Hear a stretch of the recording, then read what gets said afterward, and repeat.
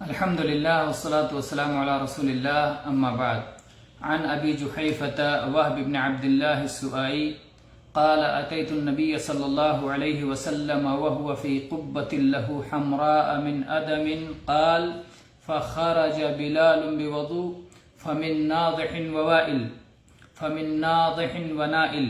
فخرج النبي صلى الله عليه وسلم وعليه حلة حمراء كأني أنظر إلى بياض ساقيه قال فتوضأ وأذن بلال قال فجعلت أتتبع فاه ها هنا وها هنا يقول يمينا وشمالا حي على الصلاة حي على الفلاح ثم ركزت له عنزة فتقدم وصلى الظهر ركعتين ثم لم يزل يصلي ركعتين حتى رجع إلى المدينة. ابو جحیفہ وہب بن عبداللہ السوائی رضی اللہ عنہ بیان کرتے ہیں کہ میں نبی کریم صلی اللہ علیہ وسلم کی خدمت میں حاضر ہوا. آپ چمڑے کے سرخ رنگ کے خیمے میں قیام پذیر تھے. بلال رضی اللہ عنہ آپ کے وضو کا بچا ہوا پانی لے کر نکلے یا آپ کے وضو کا پانی لے کر کے نکلے اور لوگ اس پانی سے تبرک لے رہے تھے. کسی شخص کو ڈائریکٹ پانی مل جا رہا تھا، براہ راست پانی مل جا رہا تھا، اور اگر کسی شخص کو براہ راست وہ پانی نہیں ملتا تو اپنے اس بھائی سے جس کے ہاتھ کو نبی صلی اللہ علیہ وسلم کے وضو کا پانی لگا ہوا ہوتا، بھیگا ہوا ہوتا، جس کا ہاتھ اس پانی سے، اس بھیگے ہوئے پانی سے اپنا ہاتھ تر کر لیتا. تو ناضح یعنی ڈائریکٹ براہ راست اسے تبرک کا وضو کا پانی مل جاتا، اور نائل یعنی براہ راست نہیں بلکہ ایک واسطے سے اسے مل جاتا، یعنی کسی بھیگے ہوئے شخص کے ہاتھ سے وہ تبرک کا پانی لے لیتا. یہ بات یاد رہے کہ یہ نبی کریم صلی اللہ علیہ وسلم کے ساتھ خاص تھا تبرک کا مسئلہ. آپ کے وضو کے بچے ہوئے پانی سے تبرک لینا، آپ کے لباس سے تبرک لینا، آپ کے بدن سے تبرک لینا، اور آپ کے پسینے سے تبرک لینا، یہ ساری چیزیں آپ کے ساتھ مخصوص تھیں. آپ کی وفات کے بعد ابو بکر صدیق رضی اللہ عنہ سے، عمر فاروق رضی اللہ عنہ سے، عثمان غنی رضی اللہ عنہ سے، علی رضی اللہ عنہ سے، یعنی خلفائے راشدین سے، عشرہ مبشرہ سے اور بقیہ صحابہ سے تبرک نہیں لیا گیا. یہ اس لیے علماء اور بزرگوں کو اس تبرک پر قیاس کرنا درست نہیں ہے. یہ نبی کریم صلی اللہ علیہ وسلم کے ساتھ خاص تھا. تو صحابہ آپ کے ذریعے سے یا آپ کے بدن سے لگی ہوئی چیزوں سے، آپ کے وضو کے بچے ہوئے پانی سے تبرک لیا کرتے تھے، اور یہ شرعی طور پر جائز اور درست ہے. پھر صحابی کہتے ہیں کہ نبی کریم صلی اللہ علیہ وسلم سرخ جوڑے میں نکلے، حلۃ حمراء، سرخ جوڑے میں. حلہ اس لباس کو کہتے ہیں جس میں جوڑا ہو، یعنی ایک ازار نیچے پہنا گیا ہو، اوپر سے ایک چادر بھی اوڑھی ہوئی ہو، تبھی اسے حلہ کہا جائے گا. جوڑا جسے اردو میں کہتے ہیں. تو آپ سرخ جوڑا پہنے ہوئے تھے، اور کہتے ہیں کہ جیسے میں آپ کے پنڈلیوں کی چمک کو اور سفیدی کو دیکھ رہا ہوں. یہاں پر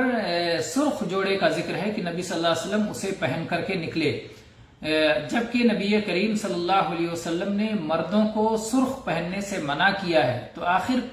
جب نبی صلی اللہ علیہ وسلم کسی چیز سے منع کرتے تھے تو آپ سب سے پہلے اس پر عمل کیا کرتے تھے. تو کیا وجہ ہے، اس حدیث کا کیا مطلب ہے، دونوں میں جو ٹکراؤ ہے اس کا حل کیا ہے؟ اس کا جواب بعض اہل علم نے یہ دیا ہے کہ اللہ کے نبی صلی اللہ علیہ وسلم نے سرخ جوڑے سے منع کیا ہے، وہ ممانعت حرام کے لیے نہیں ہے بلکہ کراہت کے لیے ہے. اسی لیے آپ نے سرخ جوڑا پہنا تاکہ اس کا جواز معلوم ہو جائے. اس کے مقابلے میں امام ابن قیم رحمہ اللہ نے یہ کہا کہ وہ جوڑا سرخ خالص نہیں تھا. آپ صلی اللہ علیہ وسلم کی ممانعت خالص سرخ کپڑے کے لیے ہے کہ مرد کو خالص سرخ کپڑا نہیں پہننا چاہیے، لیکن اگر اس میں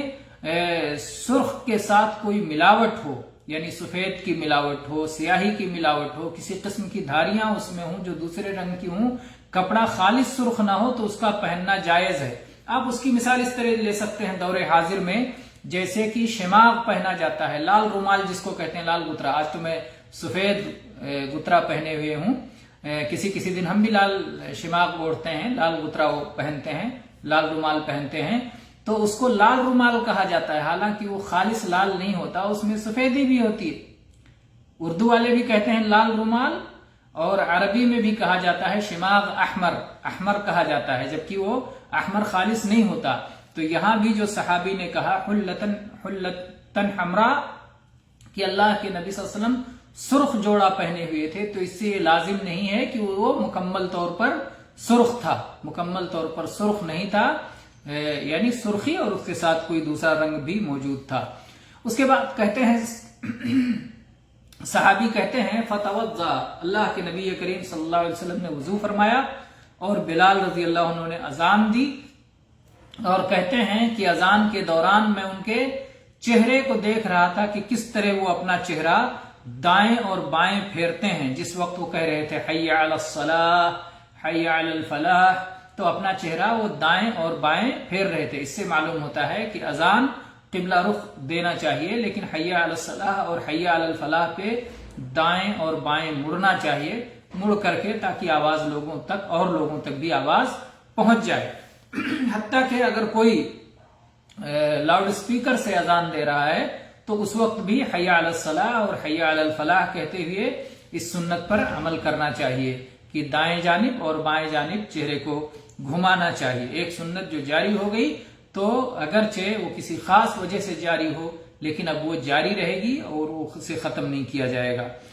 اس کے بعد میں کہتے ہیں حی علی الصلاح اور حی علی الفلاح پہ انہوں نے اپنا چہرہ دائیں اور بائیں موڑا اور میں نے اسے دیکھا، اور پھر کہتے ہیں پھر نبی کریم صلی اللہ علیہ وسلم جہاں صلاح پڑھنے والے تھے وہاں پر وہ لاٹھی زمین پر نصب کر دی گئی، زمین پر گاڑ دی گئی جس لاٹھی کے سرے پر نوکیلا لوہا پایا جاتا ہے، جسے انزا کہتے ہیں عربی میں، وہ لاٹھی جس کے سرے پر نوکیلا لوہا پایا جاتا ہے، لوہے کی انی پائی جاتی ہے، تو اسے زمین میں گاڑ دیا گیا جہاں آپ صلی اللہ علیہ وسلم صلاح پڑھنے والے تھے۔ تو گویا اس طرح کے سترے کا انتظام کیا گیا، اور سترہ بقیہ مقتدیوں کے لیے نہیں ہوتا، امام مقتدیوں کا سترہ ہوتا ہے۔ اگر امام کے آگے سترہ ہو تو وہ سب کے لیے کافی ہو جاتا ہے، اور امام خود سب کا سترہ ہوتا ہے، اور صفوں کے درمیان سے گزرنا جائز اور درست ہے۔ پھر کہتے ہیں کہ نبی کریم صلی اللہ علیہ وسلم کے لیے وہ لاٹھی زمین پر گاڑ دی گئی، آپ آگے بڑھے اور آپ نے ظہر کی 2 رکعتیں پڑھائیں، اور اس کے بعد میں پھر آپ کا طریقہ یہی رہا کہ آپ 2 رکعتیں ہی پڑھتے رہے، یعنی ظہر کو 2 رکعتیں، عصر کو 2 رکعتیں، عشاء کو 2 رکعتیں، فجر تو 2 رکعت پہلے ہی سے ہے، یعنی آپ قصر کرتے رہے جب تک کہ مدینہ واپس نہیں ہو گئے، تب تک آپ مستقل صلاۃ کے اندر قصر کرتے رہے۔ تو یہ اس میں اس حدیث کے اندر بہت سارے مسائل کا بیان ہے، اسی لیے آپ دیکھیں گے کہ امام بخاری رحمہ اللہ نے اس حدیث کو اپنی صحیح میں مختلف مقامات پر ذکر کیا ہے، جیسا کہ ان کا طریقہ ہے کہ حدیث میں جس طرح مسائل ہوتے ہیں اس طرح مختلف ابواب میں اسے ذکر کرتے ہیں۔ تو امام بخاری نے اسے کتاب الوضو میں باب استعمال فضل وضوء الناس میں ذکر کیا ہے، اسی طرح سے کتاب الصلاح میں باب الصلاۃ فی الثوب الاحمر، اور اسی طرح سے کتاب الصلاح میں باب سترۃ الامام سترۃ من خلفہ، اسی طرح سے کتاب الصلاح میں باب الصلاۃ الی العنزہ، اور اسی طرح سے باب السترہ باب السترۃ بمکہ وغیرہ، اسی طرح سے کتاب الاذان میں باب الاذان للمسافرین اذا كانوا جماعۃ والاقامہ، اور اسی طرح سے کتاب الاذان میں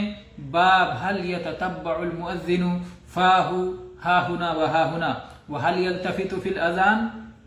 اور اسی طرح سے کتاب المناقب میں باب صفت النبی صلی اللہ علیہ وسلم، اور اسی طرح سے کتاب اللباس میں باب القبۃ الحمراء من ادم،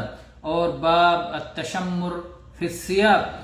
یہ اتنے سارے مقامات پر امام بخاری رحمہ اللہ نے اس حدیث کو ذکر کیا ہے، اور اتنے سارے مسائل اس سے مستنبط کیے ہیں، بہت عظیم شان مسائل ہیں، اس پر غور کیا جائے۔ اور یہ کہا بھی جاتا ہے کہ امام بخاری کی دقت فقہ کو اور دقت فہم کو دیکھنا ہو تو ابواب تراجم البخاری کو دیکھ لیا جائے۔ اسی طرح سے امام مسلم نے اس حدیث کو کتاب الصلاح باب سترۃ المصلی، اور امام ابو داؤد نے کتاب الصلاح باب فی المؤذن یستدیر فی اذانہ، اور امام ترمذی نے کتاب الصلاح باب فی ما جاء ادخال الاصبع فی الاذان